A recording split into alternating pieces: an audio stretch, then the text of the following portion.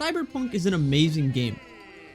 What the fuck? It has executed an immersive atmosphere that will make reality seem dull by comparison. The characters are incredibly well written and charming despite their apparent flaws as individuals. These two things are brought together to create a game that most people would probably enjoy, but some people are under the impression that it isn't good. What if I told you that Cyberpunk 2077 was always good? You might say something like, But K, when the game released on all 3 major platforms and last gen, it was so broken and buggy to the point where it was literally unplayable. To suggest it was always good is ignoring the problem that most people weren't even able to play the game because of how not good it was. That is such a ridiculous and erroneous assertion that I cannot support you as a creator.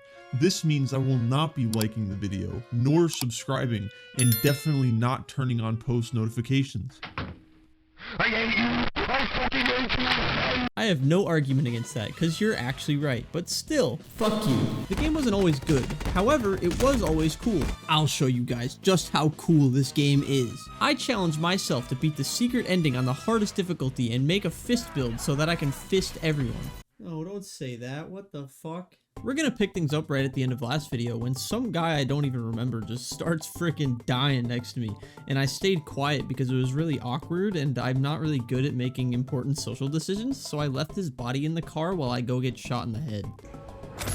For a second we went to heaven and became some badass mercenary, but then we like accidentally blew up a city and then we got sent back down to hell, discovering later that we were given a demon escort that we're supposed to try and ignore as punishment for abusing God's gift.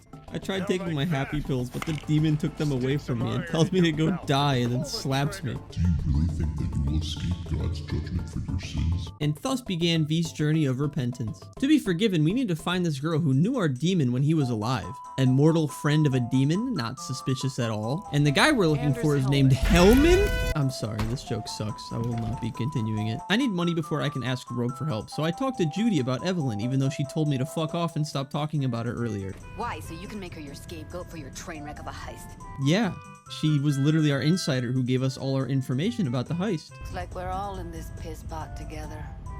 Yeah. Just let me know how she's doing. Shut up, you're dumb.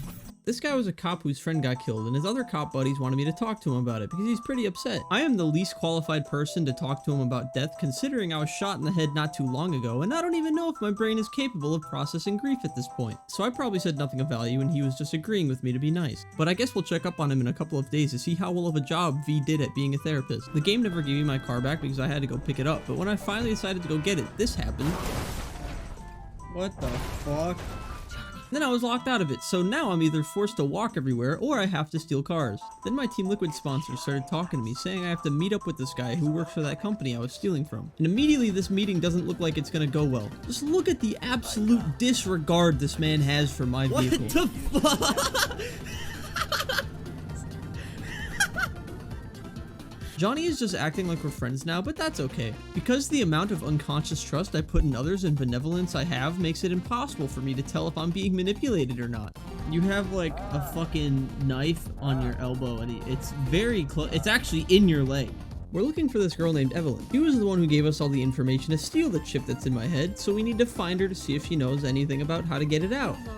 There's nobody in there. Who are you talking to?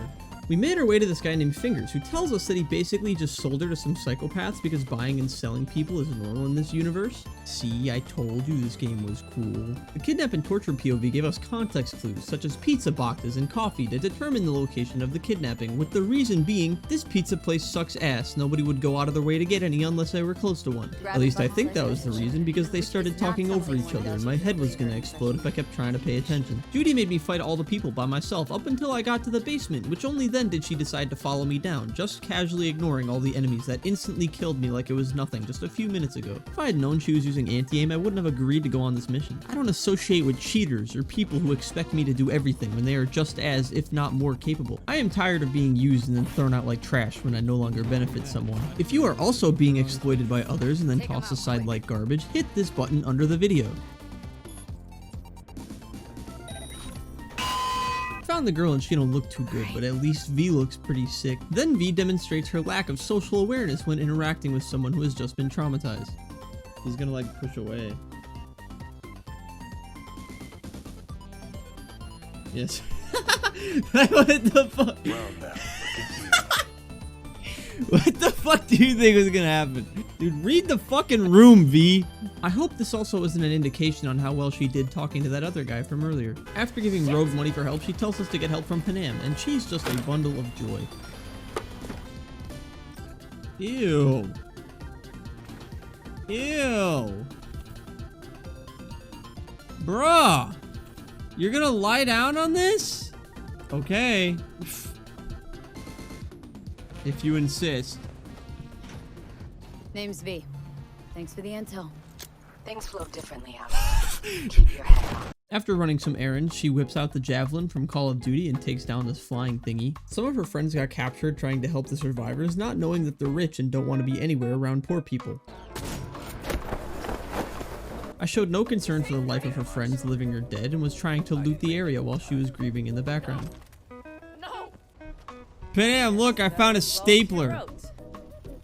Panam, over here, I found a stapler. Can you believe this guy had a stapler on him?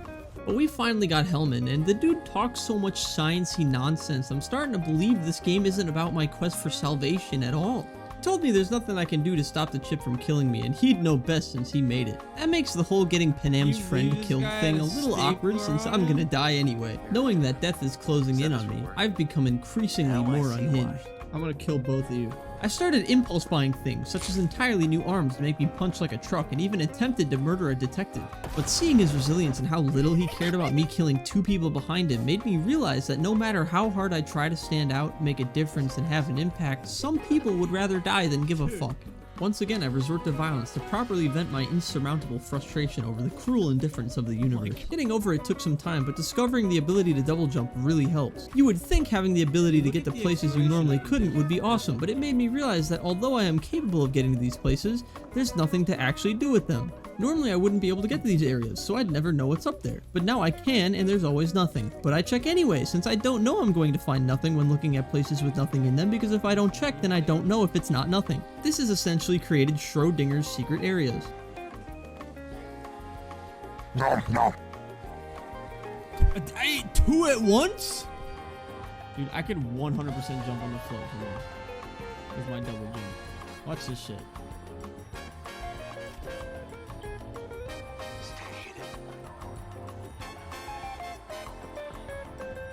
There's nothing here. The bodyguard who let the most powerful man in the world die is trying to prove to the daughter that it wasn't his fault, and she doesn't want to listen, so he kidnaps her. If they're trying to rescue her, I don't know why they're just mindlessly shooting through the wall, but hey, you do you.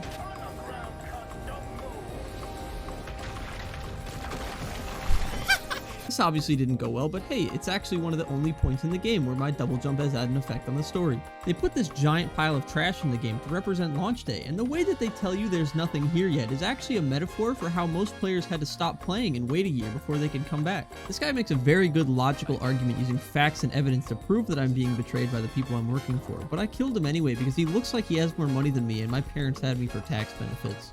Also, right before this, I had an encounter that resulted in getting my personal space violated, so I kept trying to speed kill her, that way I wouldn't get grabbed and given a wet willy. But I found out she has the ability to eat more than 60 bullets and several grenades, so moral of the story, don't fuck with girls that work out. Anyway, the rich guy was right, proving honesty doesn't have any socio-economic boundaries, and judging character based solely on class is immoral. Unfortunately, the one telling the truth is dead, and the ones who tried to kill me just get away with it like nothing ever happened. This really says a lot about society. Knowing now how little I can trust the guys who gave me the job, I decided to go back to them and get into a tub full of ice and then let them stick a wire into my head. That'll show them not to fuck with me again.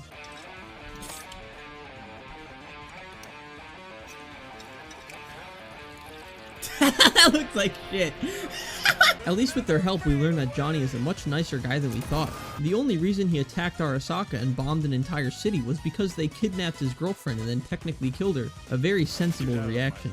If we are dating and you do not go to these lengths to show your love, I am no longer interested. By technically killed, I mean they basically turned her into GLaDOS from Portal, a self-aware supercomputer who is both consciously and unconsciously super intelligent versions of themselves before they return into AI. After this happens, the rich Arasaka lady calls and wants to meet up. This meet triggers the end of the game where you are on the verge of dying. Misty then takes you up to a rooftop. She mentions Jackie. I totally forgot I left him in the back seat of that car and his mom is texting me, but I can't let her know what happened. And from here, you get to decide on how the game ends based on your decisions and missions you've completed. I only have one option because I decided to come here as soon as the mission came up. I thought I could get the secret ending immediately. This is just wrong. So I sat here for a very long time believing that all you had to do is wait, but I got impatient and I chose the option which, at least to me, seemed vague. You can see the confusion on my face as we get into a cutscene because I literally had no idea what any of this meant. It should be obvious, but the way that Johnny said, yeah, go ahead, just really threw me off. So if you weren't already aware of how dumb I am, please behold the lack of awareness I have after choosing the ending where V shoots herself in the head.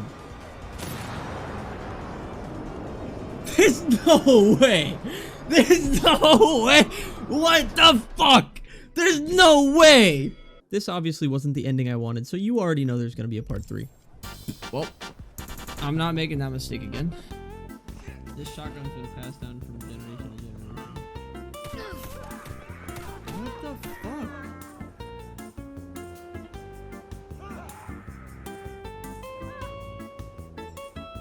What the fuck?